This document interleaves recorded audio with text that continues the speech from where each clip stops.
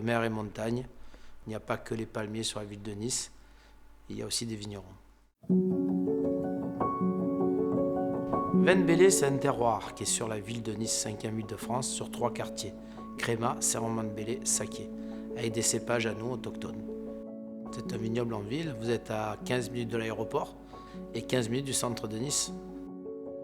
Ce terroir est constitué de galets roulés, un sable très fin, du piolcène, et la mer a cimenté ce terroir. Et quand les Alpes sont relevées, la mer s'est retirée, et c'est pour ça que vous avez sur Belley des terrasses.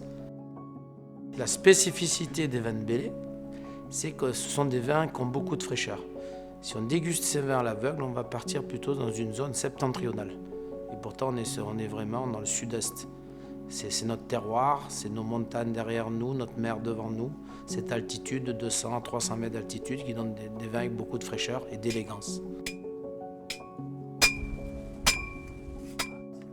Un cépage, c'est une variété de raisin qui va exprimer le mieux son terroir.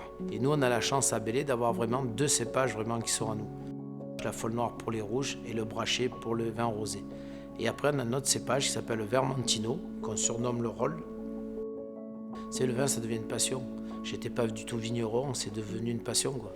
Et si un jour vous avez la chance de faire du vin, de travailler dans les vignes et tout, vous allez voir que c'est magique, quoi. Parce qu'on part de ce fruit, qu'on va élaborer un vin qui va fermenter, qui va devenir un vrai vin, et puis qui va vieillir, qui va évoluer tout le temps. Ce vin a sa place vraiment à table. Avec notre brachet, on fait des rosés condamnés de rose sauvage, un petit peu iodé. Ça va aller sur du poisson, vraiment sur des rougiers, sur une belle bouillabaisse. Vraiment, on a des rosés de repas. Pour les blancs, bien sûr, je veux dire du poisson, mais bien sûr, il y a des belles viandes blanches. Les fromages, il ne faut pas oublier les fromages avec les vins blancs.